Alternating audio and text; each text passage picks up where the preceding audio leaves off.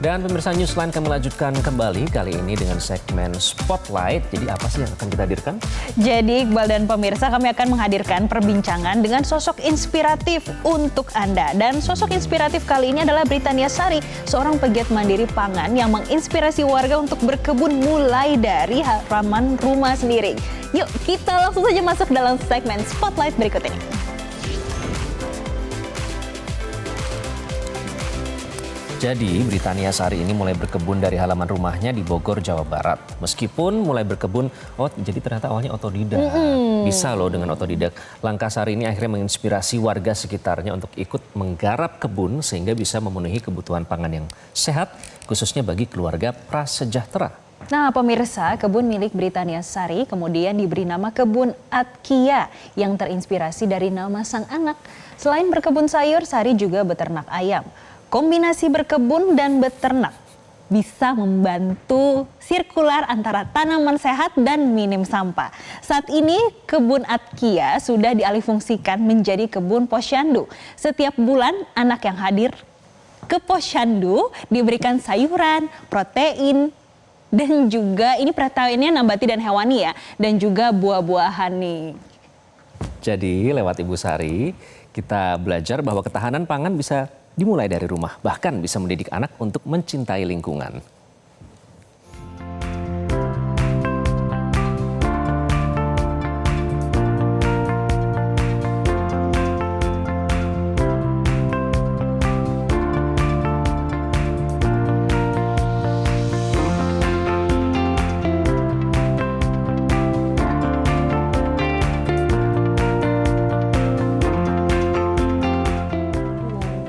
Wah kayaknya enak yang lihat sekilas tuh udah hijau-hijau gitu. Kita langsung ngobrol langsung yuk untuk mencari tahu apa rahasianya dengan Ibu Britania Sari. Bergabung bersama kami melalui sambungan Zoom. Ibu Sari, selamat sore. Halo, selamat sore Mas Iqbal dan Mbak Jessica. Bu Sari, Salam hijau. komong sava? Kenapa saya nanya komong sava? Karena Bu Sari ini pemirsa sebenarnya adalah seorang alumni pendidikan bahasa Perancis dari UNJ tapi mulai berkebun secara otodidak.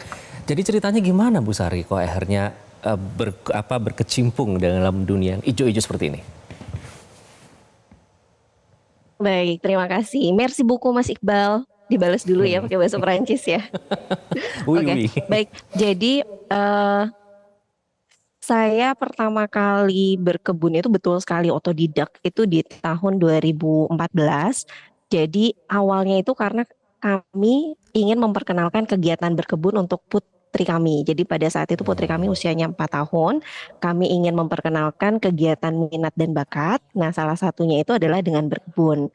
Nah kami berkebunnya tuh coba-coba mulai dari biji-biji cabai, biji-biji tomat yang dari sisa dapur terus kami tanam. Nah, itu ada yang tumbuh, ada yang enggak. Nah, terus akhirnya penasaran dong gimana sih caranya sebenarnya berkebun itu gitu. Nah, akhirnya kami belajar di Akademi Berkebun, lalu kami praktekkan di rumah. Setiap ada tanaman baru tuh diamatin terus setelah itu sampai akhirnya panen, terus nanti coba lagi tanaman berikutnya. Dan yang paling mengembirakan itu ketika putri kami ini belajar nanam labu. Jadi labu karena lihat dari buku aku mau dong bisa panen labu dan akhirnya dia belajar menanam labu sendiri hingga akhirnya panen. Nah berkebun itu ternyata menyenangkan dan kami terus belajar bagaimana cara metode-metode berkebun yang lain. Ada yang sistemnya vertical gardening, terus belajar hingga terakhir ini belajar permakultur di mana kami belajar berkebun yang selaras dengan alam. Jadi seperti yang bisa dilihat, jadi ayam-ayam yang kami ternak itu betul-betul makanannya makanan organik gitu. Lalu setelah itu kebunnya juga menggunakan pupuk-pupuk organik dari kotoran ayam, kotoran binatang yang ada di kebun dan juga tanpa pestisida kimia. Jadi seperti itu. Oh, menginspirasi sekali ya. Ada akademi berkebun juga ternyata. Bu Sari, yang saya juga penasaran dan tadi saya lihat nih di videonya Bu, ternyata nggak berkebun aja ya, ada beternaknya juga Bu? Betul, betul banget. Nah, sebenarnya berternak ini adalah hal baru buat kami. Jadi, sebelumnya kan kami tinggal di Jakarta, di Tangerang dengan kondisi lahan yang sangat terbatas. Lalu tahun 2020 kami pindah ke Bogor. Nah, di belakang rumah itu ada semak-semak belukar. Jadi ada kebun yang terbengkalai, lahan terbengkalai, terus akhirnya kami ubah menjadi kebun Atkia. Nah, kebun Hmm. Atkia ini jadi sebenarnya bukan milik pribadi, tapi lahan terbengkalai yang kami garap. Awalnya itu berkebun. Terus saya penasaran pengen gimana kalau misalnya kita ternak ayam. Jadi kalau dengan ternak ayam itu kan sebetulnya artinya nanti kita bisa mandiri pupuk ya. Karena dari kotoran ayam kita dapat pupuk. Lalu setelah itu nggak hanya dapat pupuk aja tapi dapat telur dan juga daging ayam yang betul-betul kami pelihara dengan secara keayaman. Jadi ada manusiawi kalau ini dengan secara keayaman. Jadi betul-betul mereka bisa bergerak bebas, bisa mandi pasir, bisa manjat-manjat gitu, seperti ayam di alamnya. Nah, setelah ayam terus kami lanjut pelihara burung puyuh gitu. Jadi seperti yang dilihat eh, kami belajar burung puyuh, ternak burung puyuh, tapi memang ternyata untuk ternak burung puyuh nih agak-agak sensitif ya karena dia nggak bisa ditegur. Sedangkan saya orangnya agak-agak rame, jadi suka saya tegur. Udah makan belum? Ternyata dia nggak suka dengan hal-hal yang rame. Terus berikutnya kami belajar lagi Oh, ternak bebek gitu. Dan juga ada ternak ikan. Jadi saat ini udah kurang lebih ada 4 ternak yang coba kami pelajari.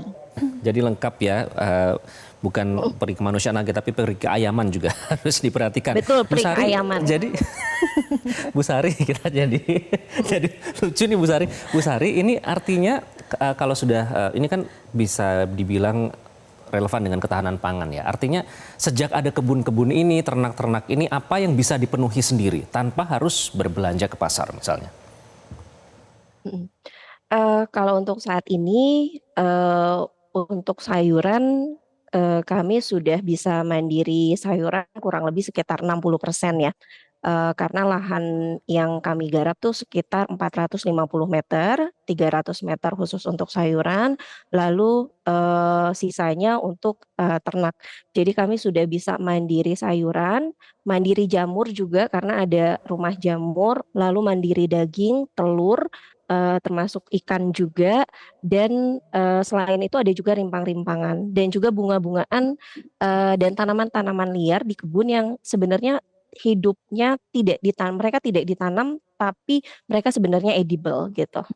Modalnya mahal nggak sih Bu? Nah, itu dia modalnya Jessica mahal penasaran, gak modalnya Bu? mahal nggak? Dia mau Iya, mulai kalau saya soalnya. juga pengen kayak gini mahal gak Bu? Susah juga nggak Bu tuh memaintain semuanya? Iya. Betul betul. Jadi pertanyaan ini adalah yang paling sering muncul ya kalau misalnya mau buat kebun tuh berapa banyak sih biayanya. Jadi kalau kami berdasarkan kepengalaman memang biaya yang paling terbesar itu adalah untuk pembelian pupuk dan media tanam.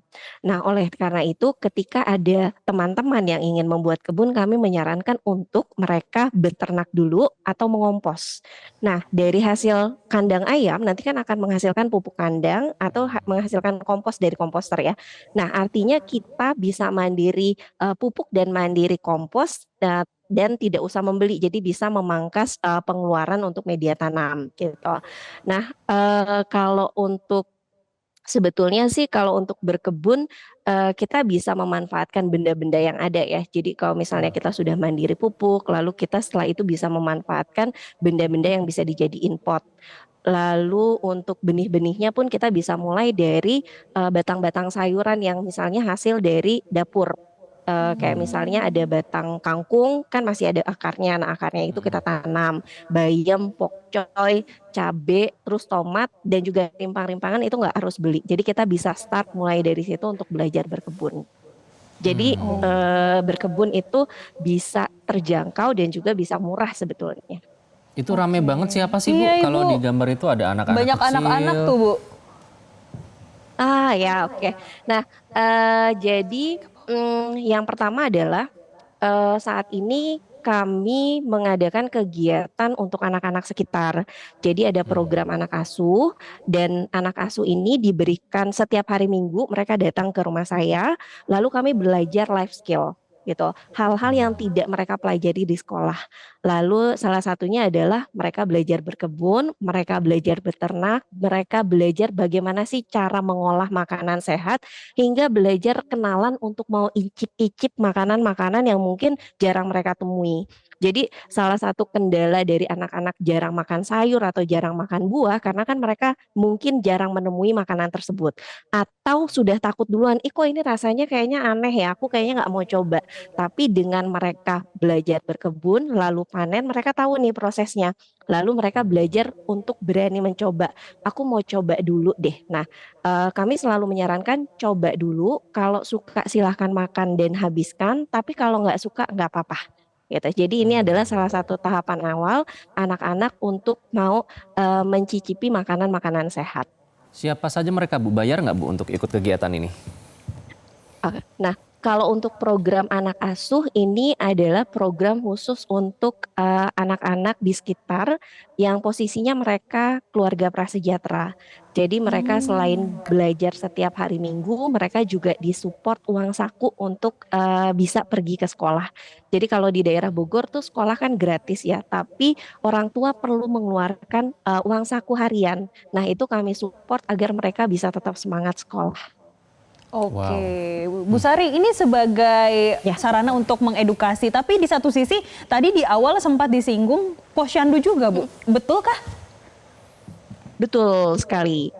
Nah, sebetulnya program Posyandu Pangan Sehat untuk Balita itu adalah program baru. Itu kami adakan di Januari 2023. Nah, ini berdasarkan hasil pengamatan. Jadi ketika saya datang ke Posyandu, lalu saya lihat di Posyandu itu sebetulnya ada program PMT, pemberian makanan tambahan. Tapi seringkali program PMT itu makanan yang diberikan adalah makanan-makanan kemasan. Misalnya adalah minuman kemasan, makanan kemasan yang sebetulnya kan mengandung pemanis, pewarna, pengawet buatan ya. Nah, Ya. saya melihat bahwa sudah tidak lagi sesuai dengan tujuan awal program PMT itu diadakan. Jadi saya lalu menghubungi ketua Posyandu, lalu saya sampaikan, Bu mau nggak kalau misalnya saya buatkan kebun sayur untuk Posyandu, lalu nanti kalau misalnya panen kita berikan hasil panennya kepada balita-balita yang datang ke Posyandu. Dan alhamdulillah tanggapan atau respon dari ketua Posyandu itu sangat baik. Oh baik Mbak, kami sangat mendukung sekali gitu. Nah, lalu akhirnya di Januari 2023 kami start pertama kali program pangan sehat. Di sini kami memberikan bantuan pangan sehat dengan nominal 10.000. Jadi ada sayur hasil dari panen sayuran yang dari kebun, lalu juga ada daging ayam. Kami 4 bulan sekali potong ayam kampung dari kandang-kandang warga yang sebelumnya kami buat. Lah, jadi udah ada sayur, protein hewani, lalu kami tambahkan protein nabati yang kami beli dari pedagang-pedagang sekitar dan terakhir buah gitu. Jadi dalam satu nampan ini berisi gizi seimbang dengan harga yang murah 10.000. Ini nggak dibeli, modelnya gratis diberikan kepada warga. Ini adalah salah satu bentuk edukasi kepada masyarakat, kepada para ibu yang datang membawa balitanya bahwa untuk makan sehat tuh sebenarnya murah gitu. Dengan harga 10.000 kita bisa dapat paket gizi seimbang gitu. Oke, dan itu fresh ya, Begitu, tidak Mas ada Iqbal kemasan, dan Mbak tidak Jessica, ada betul sekali, semua nutrisinya terpenuhi. Bu Sari, jadi siap ya kalau ini mungkin ada pemangku kebijakan yang menonton, ternyata mungkin jangan-jangan di setiap posyandu bisa nih dibikin kayak gini, bisa jadi percontohan. Siap ya Bu kalau diminta nanti? Siap. Siap ya, Bu. Baik. Ya, semoga bisa Merci diaplikasikan beaucoup. di ini ya. Karena ternyata boleh menambahkan ya. Jadi Sedikit kalau saja, Bu. berdasarkan info dari Ketua Posyandu ternyata mengalami kenaikan. Jadi biasanya balita-balita yang hadir di Posyandu tuh di kisaran angka 40 sampai 50 anak. Ketika program pangan sehat diadakan ini melonjak sampai 100 hingga 110 anak yang datang. Jadi betul-betul tuh masyarakat ternyata merasa senang gitu dapat bingkisan makanan sehat yang nanti bisa diolah bersama keluarga dan mereka nikmati. Jadi membangun kesadaran juga. Baik, très bien. Ibu Britania Sari, merci beaucoup sudah bergabung di... Sampri. Baik, Jessica, ayo dong. Jangan mau kalah. Cuman bisa mercy bekep aja. Terima kasih Baik. Ibu Sari, Terima kasih, sangat Bu Sari. menginspirasi ceritanya pada segmen Spotlight kali ini. Semoga bisa menjadi percontohan. Tadi senang deh ngeliat anak-anak kecil bercocok tanam, jauh dari gadget dan berinteraksi ya. Betul. Mungkin itu bisa menjadi percontohan. Tapi tentu saja Tentu saja kita akan menghadirkan informasi menarik lainnya dan juga inspirasi lainnya. Tetaplah bersama kami di Newsline pemirsa. Jelajahi cara baru mendapatkan informasi. Download Metro TV Extend sekarang.